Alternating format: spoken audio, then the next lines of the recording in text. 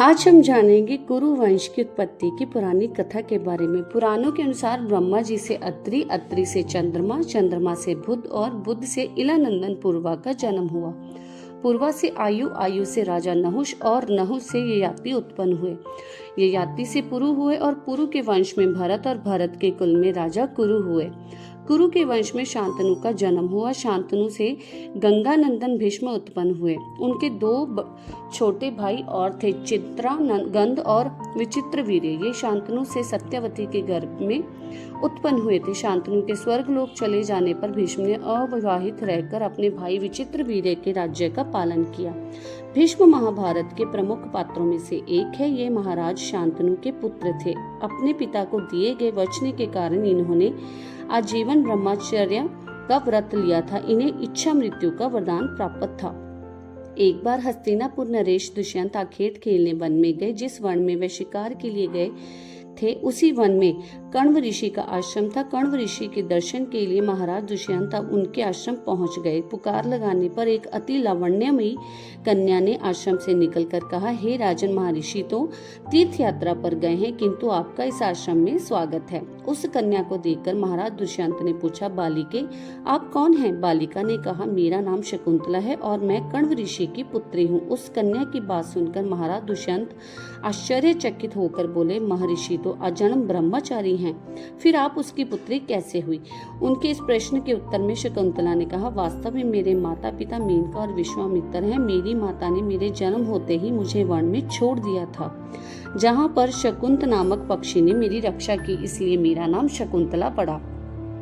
उसके बाद कण्व ऋषि की दृष्टि मुझ पर पड़ी और वह मुझे अपने आश्रम में ले आए। उन्होंने ही मेरा भरण पोषण किया। जन्म देने वाला, पोषण करने वाला तथा अन्न देने वाला, ये तीनों ही पिता कहे जाते हैं, इसलिए कण्व ऋषि मेरे पिता हुए। शकुंतला के वचनों को सुनकर महाराज दुष्यंत ने कहा, शकुंतले, तुम क्षत्रिय कन्या हो। यदि तुम्हें कोई प्रकार की आपत्ति ना हो तो मैं तुमसे विवाह करना चाहता हूँ। शकुंतला भी महाराज दुष्यंत पर मोहित हो चुकी थी। अंत उसने अपनी स्वीकृति प्रदान की और दोनों ने गंधर्व विवाह कर लिया। कुछ काल महाराज दुष्यंत ने शकुंतला के साथ विहार करते हुए वन में ही व्यतीत किया। फिर एक दिन शकुंतला से बोले, प्रियतमे, मुझे अब अपना राज कार्य देखने के लिए हस्तिनापुर प्रस्थान करना होगा। महर्षि कण्व के तीर्थ यात्रा से लौट आने पर मैं तुम्हें यहाँ से विदा कर अपने राजभवन में ले जाऊंगा। इतना कहकर महाराज ने शकुंतला को अपने प्रेम के प्रतीक के रूप में अपनी स्वर्ण मुद्रिका दी और हस्तिनापुर चले गए। एक दिन उसके आश्रम में दुर्वासा ऋषि पधारे। महाराज दुष्यंत के विरह में लीन होने के कारण शकुंतला को उनके आगमन का ज्ञान भी नहीं हुआ और उसने दुर्वासा ऋषि का यथोचित स्वागत सत्कार नहीं किया। दुर्वासा ऋषि ने इसे अपना अपमान समझा और क्रोधित होकर बोले, बालिके, मैं तुझे श्राप देता हूँ कि जिस किसी के ध्यान में लीन होकर तूने मेरा निरादर किया है वह तुझे भूल जाएगा। दुर्वासा ऋषि के शाप को सुनकर शकुंतला का ध्यान टूटा और वह उनके चरणों में गिरकर क्षमा प्रार्थना करने लगी।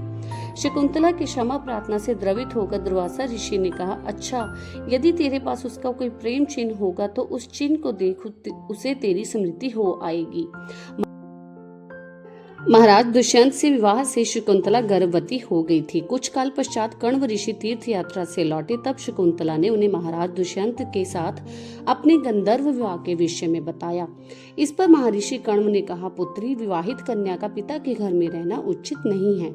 अब तेरे पति का घर ही तेरा घर है। इतना कहकर महर्षि ने शकुंतला को अपने शिष्यों के साथ हस्तिनापुर भिजवा दिया। मार्ग में एक सरोवर में आचमन करते समय महाराज दुष्यंत की दी हुई शकुंतला की अंगूठी, जो कि प्रेम चिन्ह थी, सरोवर में गिर गई। उस अंगूठी को एक मछली ने निगल गई। महाराज दुष्यंत के पास पहुंचकर कण्व ऋषि के शिष्यों ने शकुंतला को उनके सामने खड़ी करके कहा, महाराज, शकुंतला आपकी पत्नी है, आप इसे स्वीकार करें। महाराज तो दुर्वासा ऋषि के शाप के कारण शकुंतला को विस्मृत कर चुके थे। अंत उन्होंने शकुंतला को स्वीकार नहीं किया और उस पर उल्टा होने का लालछन लगाने लगे। शकुंतला का अपमान होते ही आकाश में जोरों से की बिजली कड़क उठी और उसके सामने उसकी माता मेनका उसे उठा ले गई। जिस मछली ने शकुंतला की अंगूठी को निगल लिया था, एक दिन वह एक मछुआरे के जाल में आ फंसी। जब मछुआरे ने उसे काटा तो उसके पेट अंगूठी निकली। मछुआरे ने उसकी अंगूठी को महाराज दुष्यंत के पास भेंट के रूप में भेज दिया। अंगूठी को देखते ही महाराज को शकुंतला का स्मरण हो आया और वे अपने कृत्य पर पश्चाताप करने लगे। महाराज ने शकुंतला को बहुत ढूंढवाया किंतु उसका पता नहीं चला। कुछ दिन के बाद देवराज इंद्र के निमंत्रण पाकर देवासुर संग्राम में उनकी सहायता करने के लिए महाराज दुष्यंत इंद्र की नगरी अमरावती गए। संग्राम में विजय प्राप्त करने के पश्चात वे आकाश मार्ग से हस्तिनापुर लौट रहे थे तो मार्ग में उन्हें कश्यप ऋषि का आश्रम दृष्टिगत हुआ। उनके दर्शन के लिए वे वहां रुक गए। आश्रम में एक सुंदर बालक एक भयंकर सिंह के साथ खेल रहा था। मेनका ने शकुंतला को कश्यप ऋषि के पास लाकर छोड़ा था तथा वह बालक शकुंतला का ही पुत्र था। उस बालक को देख महाराज के हृदय में प्रेम की भावना उमड़ पड़ी। वह उसे गोद में उठाने के लिए आगे बढ़े तो शकुंतला की सखी चिल्ला उठी, हे भद्र पुरुष, आप इस बालक को ना छुए अन्यथा उसकी भुजा में बंधा काला डोरा सांप बनकर आपको डस लेगा। ये सुनकर भी दुष्यंत स्वयं को ना रोक सके और बालक को अपने गोद में उठा लिया। अब सखी ने आश्चर्य से देखा और बालक की भुजा में बंधा काला गंडा पृथ्वी पर गिर गया था। सखी को ज्ञात था कि बालक को जब कभी भी उसका पिता अपने गोद में लेगा तो काला डोरा पृथ्वी पर गिर जाएगा। सखी ने प्रसन्न होकर समस्त वृत्तांत शकुंतला को सुनाया। शकुंतला महाराज दुष्यंत के पास आई और महाराज ने शकुंतला को पहचान लिया। उन्होंने अपने कृत्य के लिए शकुंतला से क्षमा प्रार्थना किया और कश्यप ऋषि की आज्ञा लेकर उसे अपने पुत्र सहित अपने हस्तिनापुर ले आए। महाराज दुष्यंत और शकुंतला के उस पुत्र का नाम भरत था।